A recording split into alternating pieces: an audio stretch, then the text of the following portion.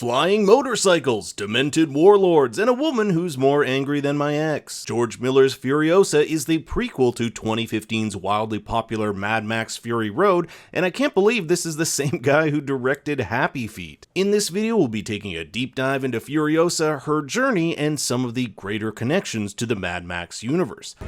That's bait. I'll also talk about Max's cameo and the 1 to 2 second post-credit teaser and if it hints at what the next Mad Max movie will be. So grab some mother's milk and join me in my war rig because things are gonna get bumpy. Furiosa takes place 45 years after the collapse of civilization. The world is a post-apocalyptic hellscape, and if it couldn't get any worse, we're in Australia. We get our first look at the mythical green place much talked about in Fury Road. This fertile land is inhabited by Furiosa's tribe, the Vuvalini of many mothers, the remnants of which are seen in Fury Road, including a grown-up Valkyrie. You might remember this little girl young Furiosa hands a fruit to. They'll meet up years later in Fury Road, where Valkyrie meets a tragic end. Fun fact, Miller originally intended for her character to survive, but due to the actress having to fly back home, had her killed off. The character, not the actress. The green place can be found in the very center of Australia, ironic since that area today is primarily desert. Now, the film split into 5 distinct chapters, showing Furiosa's journey from young girl to top driver of a Morton Joe's war rig. The first chapter is titled The Pole of Inaccessibility, which is a geographical term that describes the most distant point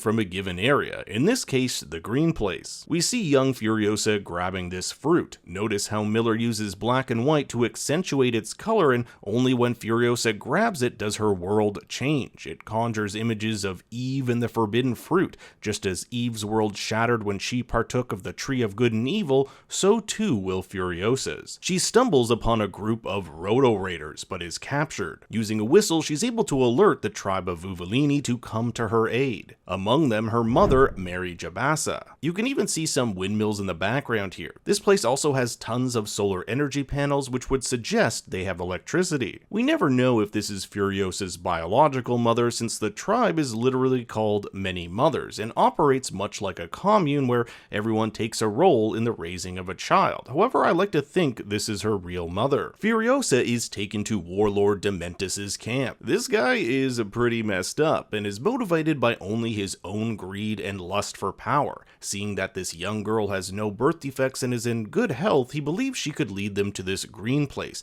a mythical land of plenty. He even gives her a teddy bear, which once belonged to his own children. This teddy bear is the only holdover from the original concept anime version of this story and acts as a link between Dementus and Furiosa. Dementus's past is steeped in mystery. However, we know, like Furiosa, everything in his life was stripped away from him, and in order to survive the horrors of the wasteland, he's had to turn to unimaginable cruelty. They even gave Chris Hemsworth special contact lenses to make Dementus look like he was on drugs. And this one pair of contact lenses had quite a large sort of pupil on it, and as soon as I put them in, I looked kind of tweaked and just a little unhinged. Mary is an unstoppable force when it comes to saving Furiosa, hunting the rotor-bikers through miles of desert, and even donning her victim's helmet as a disguise to gain entry to Dementus's camp. Under the shadow of a sandstorm, Mary is able to save her daughter. However, her bike is no match for Dementus's horde. In a heartfelt scene, she makes Furiosa promise to find her way back home, no matter what she has to do or how long it takes. She ends up sacrificing herself to hold Dementus's men off in order to allow Furiosa enough time to escape. But Furiosa makes a tragic mistake. She runs back to her mother and is forced to watch as Dementus kills her. Yet Furiosa is brave and does not divulge the location of the green place. Under the iron grip of Dementus, Chapter 2, titled Lessons from the Wasteland, shows young Furiosa in his captivity. She'll sneak the History Man's tattoo machine to draw the stars, which will lead her back home. Here we'll see Dementus instruct his men to lynch their captors, all while young Furiosa watches. It's also fun to see Dementus's white cape here, which over the course of the film changes color to black and red. He also has this badass 3-motorcycle chariot, which Miller said was inspired by ancient Roman conquerors. But things really change for Dementis when he learns of the location of the Citadel. This place looks a hell of a lot better than the shithole he's been staying in, so he musters his crew and decides to take it over, not knowing how devout Immortan Joe's war boys are. Yes, everyone's favorite wife hoarder is back along with his 2 sons and the People Eater, the man who will become in charge of Gastown after the events of Furiosa. Fun fact, his eldest son Scrotus is the main villain in the 2015 Mad Max video game. Dementis underestimates how loyal these war boys are, witnessing several of them kamikaze using these thunder sticks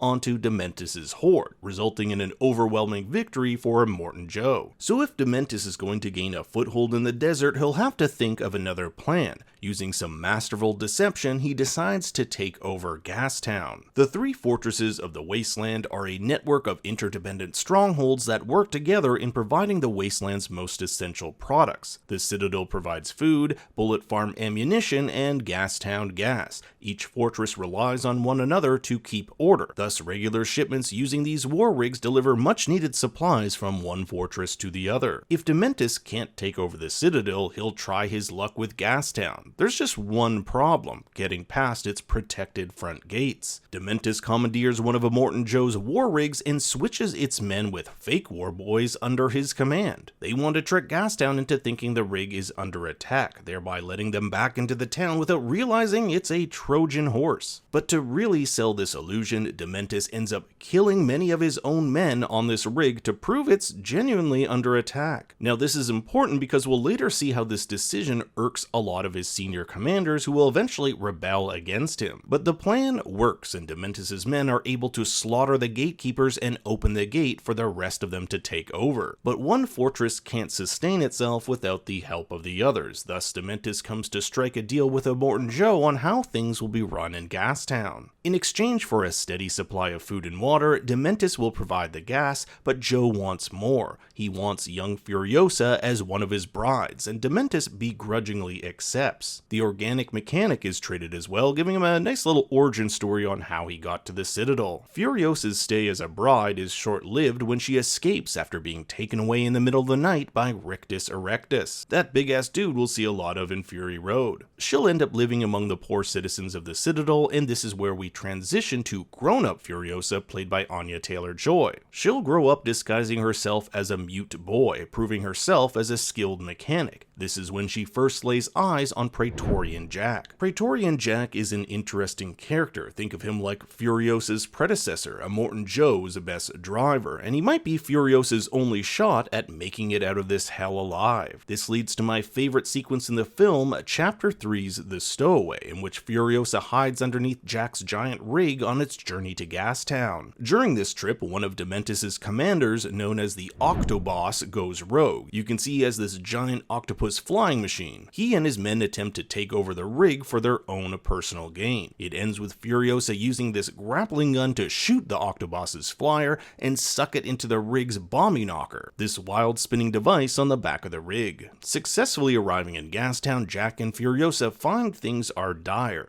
Dementis' mismanagement and failure to keep his men in check have caused chaos in the ranks. Thus, he demands a meeting of the warlords to arrange a new deal in the hopes he can stifle a mounting insurrection. And Dementis gives them no gasoline in return, something Immortan Joe doesn't take too kindly. On their way back to the Citadel, Furiosa sees a chance at escape and attempts to steal the rig from Jack. This is terribly unsuccessful, and she finds herself kicked out in the sweltering heat of the wasteland. That is until he comes back and gives her an opportunity, the opportunity to get back home. In return for becoming his right-hand man, he will do what it takes to get her back home. If you survive everything we take on together,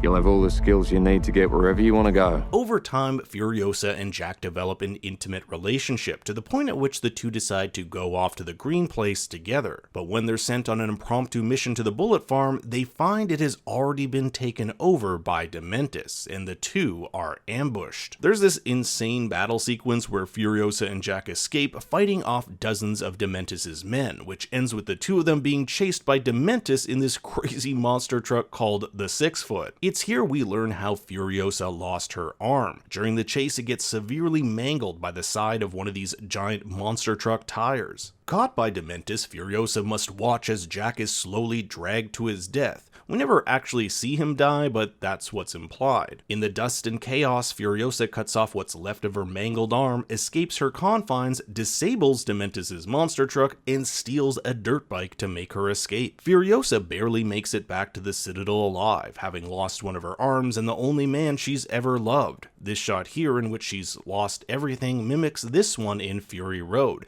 These characters are at the lowest point in their respective stories, and there's something to be said about Furiosa cutting off the arm that has her map home. She is literally cutting off her hope of fulfilling her mom's promise to return home. It's around here we also get a brief cameo of Mad Max himself. He stares over the horizon at the Citadel in the distance, similar to his intro shot in Fury Road. Of course, they didn't want to pay Tom Hardy, so we never see his face and they use his stand-in. You'll know it's Max by his iconic jacket and car by his side. Moving on, Furiosa makes it back to the Citadel and warns Immortan Joe that Dementis has taken over the bullet farm. This sparks what's known as the 40-Day Wasteland War. It's during this time Furiosa cuts off her hair and constructs her own hydraulic arm, becoming the Furiosa we know today. From here, Furiosa is on a one-woman mission to track and kill Dementis. She catches up to him and Dementis tries to lose her by creating a decoy. This doesn't work, as when he wakes up the next day he finds himself with no water, no ammo, and no working bike. Furiosa has taken everything from him, just like everything was taken from her. At first, he doesn't recognize who she is. The last time he saw her, he traded her to Immortan Joe. She screams, wanting him to bring those she loves back, but that's impossible. Dementis finds it ironic that, like him, it's hate that motivates her and not hope. Is she really any different than him? I like to think that if Furiosa is a movie about hate, Fury Road is one of hope. Dementis' death is one marred in mystery. Voiceover states that he might have been shot or strung up, but our narrator says he knows the truth, that instead of outright killing Dementis,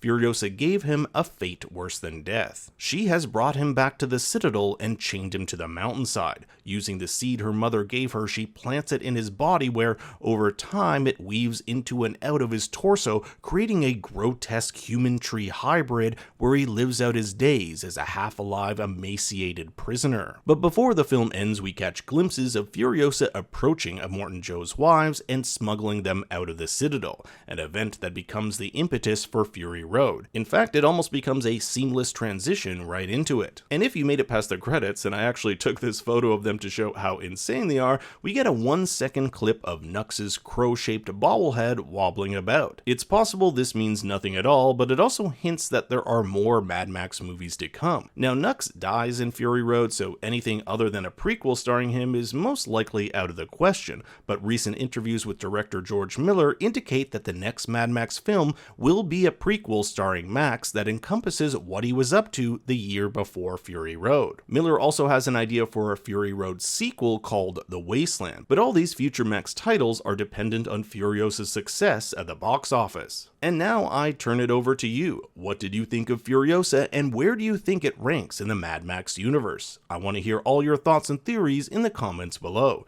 Thanks for watching, be sure to like and subscribe, and for more bad takes you can follow me on Twitter and Instagram @ThinkStoryYT.